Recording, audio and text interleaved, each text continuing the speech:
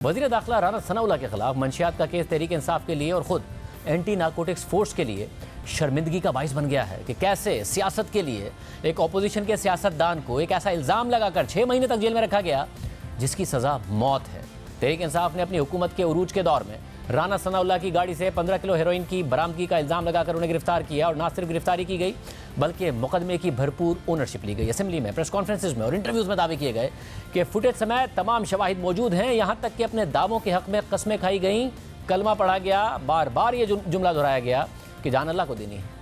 लेकिन अदालत में ना कोई फुटेज पेश की गई और ना ही कोई ठोस सबूत सामने लाया गया और जब हमने सवाल उठाया तो हमारे ही ईमान पर सवाल उठा दिया गया और हमने इसके सबूत भी देने के लिए शहरियार आफरीदी को प्रोग्राम में शिरकत की दावत दी।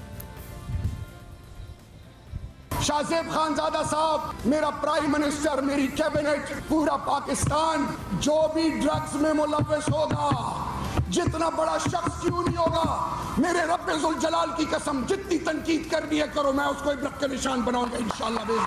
लोगों को गुमराह मत करें, चंद पैसों के लिए ईमान बेचते हैं। शाहजेब खानजादा साहब ने देखिए, अल्लाह और अल्लाह के रसूल का नाम और जिक्र अल्लाह के फजल के बगैर किसी के ज़बान पे नहीं आ सकता। मगर इमरान खान और मेरा और हमारी हुकूमत का ये मकसद हो कि हम लोगों की पगड़ियाँ उछालें, बेगुनाहों पर केसेस बनाएं, तो फिर लानत है हम पर, अल्लाह की पेटकार हो हम पर। अगर मैंने राना सनाउल्लाह के खिलाफ कोई भी ऐसी चीज़ की हो जिससे मैं एक बेगुनाह को जलील करूं, तो मुझे मरते वक्त अल्लाह कलमा नसीब ना करे। ये रिवायत बन चुकी है कि अल्लाह रसूल मजहब को अपनी सियासत और अपने मुफाद के लिए इस्तेमाल किया जाए, जवाब हो या ना हो। अल्लाह और उसके रसूल का नाम लेकर ख़ुद को दुरुस्त साबित करने की कोशिश की जाए और दूसरे को गलत साबित किया जाए। जो सवाल करे, सबूत मांगे, तो ख़ुद को बाईमान और दूसरे को बेईमान साबित किया जाए और इसके लिए अल्लाह और उसके रसूल के नाम को इस्तेमाल किया जाए। शहरियार आफरीदी साहब से हमने सवाल पूछा, उन्होंने हमारे ईमान पर भी सवाल उठा दिया। राना सनाउल्लाह के हवाले से ये प्लेटफॉर्म आज भी आपके लिए हाजिर है, सबूत पेश करें, हम तारीफ़ करेंगे। हमारे ईमान बेचने के भी सबूत इसी प्रोग्राम में आकर पेश कर दें, हम उस पर भी आपकी तारीफ़ कर देंगे। बस सबूत पेश कर दें, अल्लाह और उसके रसूल का नाम इस्तेमाल करके अपनी सियासत ना चमकाएँ, अपनी सियासत ना। और फिर तहरीक इंसाफ के अपने दौर में 6 महीने बाद राना सनाउल्लाह को जमानत मिल गई और अब लाहौर की अदालत ने राना सनाउल्लाह को मंशियात बरामदगी केस से बाइज्जत बरी कर दिया है, जिस पर इमरान खान ने तनकीद करते हुए कहा कि अब राना सनाउल्लाह भी साफ और शफाफ हो गया है। हर रोज़ हम देखते हैं कि कभी वो पहले मरियम बच गई, फिर उसके बाद वो इसहाक डार आया, वो ड्राई क्लीन हो गया, उसके बाद अब ये राना सनाउल्लाह को भी उन्होंने फैसला किया कि जी तो बिल्कुल ही साफ और शफाफ हो गया है। ये केस 2019 में इमरान खान के अपने दौर में बनाया गया था और खुद तहरीक इंसाफ के रहनुमा इस केस की सच्चाई पर सवालात उठा चुके हैं, मगर अलमिया यह है कि तहरीक इंसाफ के रहनुमा इतनी शिद्दत से और तवातुर से झूठ बोलते हैं कि उन्हें अपने पुराने सच भी याद नहीं रहते हैं। फवाद चौधरी ने राना सनाउल्लाह की बरियत पर बयान दिया कि राना सनाउल्लाह की केस में वकील मुकर गया, सारे गवाह बैठ गए, किसी के पास चर्च का सिगरेट भी निकल आए तो वो भी इस तरह एक दिन दरख्वास्त देता है तो शाम को बरी नहीं होता। राना सनाउल्लाह इस केस में 6 महीने तक जेल में रहे थे तहरीक इंसाफ की हुकूमत में और कुछ महीने पहले यही फवाद चौधरी राना सनाउल्लाह के खिलाफ मंशियात के केस को गलत और ज़्यादती करार दे चुके हैं, जिम्मेदारी एस्टैब्लिशमेंट पर डाल चुके हैं, मगर आज अपना ही बयान भूल कर तनकीद कर रहे हैं। हमने इस हवाले से मौक़िफ़ जानने के लिए शहरियार आफरीदी को प्रोग्राम में बुलाया, उन्होंने जवाब नहीं दिया। फवाद चौधरी साहब को भी बुलाया, उन्होंने भी जवाब नहीं दिया क्योंकि फवाद चौधरी साहब एक और पुरानी पोजीशन से पीछे हट गए हैं। फवाद चौधरी ने अपने ही चेयरमैन सेनेट सादिक संजरानी पर तनकीद कर दी है और उनका ताल्लुक इस्टेब्लिशमेंट से जोड़ दिया है। फवाद चौधरी ने ट्वीट किया है कि जब तक सादिक संजरानी सेनेट के चेयरमैन हैं, इस्टेब्लिशमेंट कैसे कहती है कि वो गैर सियासी है।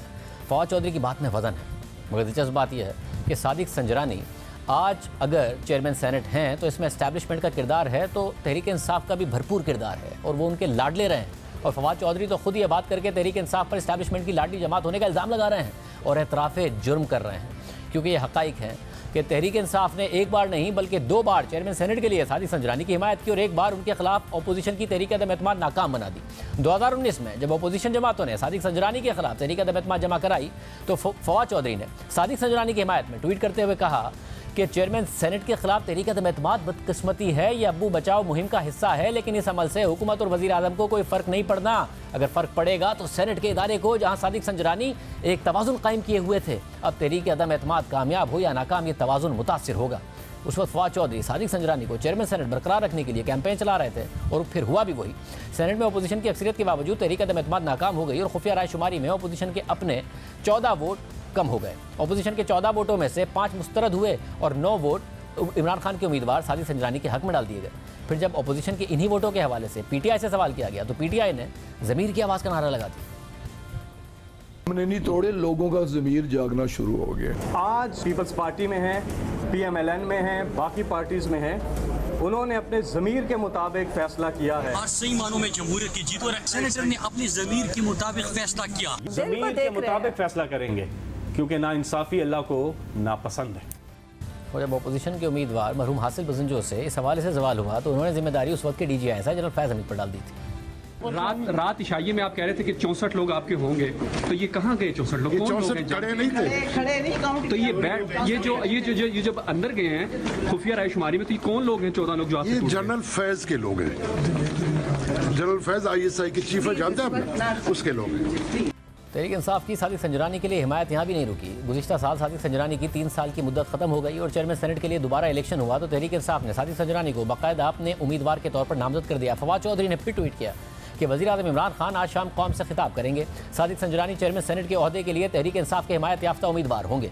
तहरीक इंसाफ ने अपनी जमात के अरकान को छोड़कर सादिक संजरानी को अपना उम्मीदवार बनाया, भरपूर हिमायत की। और जब इलेक्शन हुआ तो सादिक संजरानी को 48 वोट मिले। यूसुफ रज़ा गिलानी के हक में 49 वोट आए, लेकिन यूसुफ रज़ा गिलानी के 7 वोट मुस्तरद कर दिए गए और यूँ तहरीक इंसाफ के नामजद करदा सादिक संजरानी मज़ीद 3 सालों के लिए चेयरमैन सेनेट बन गए और तहरीक इंसाफ बहुत खुश हुई।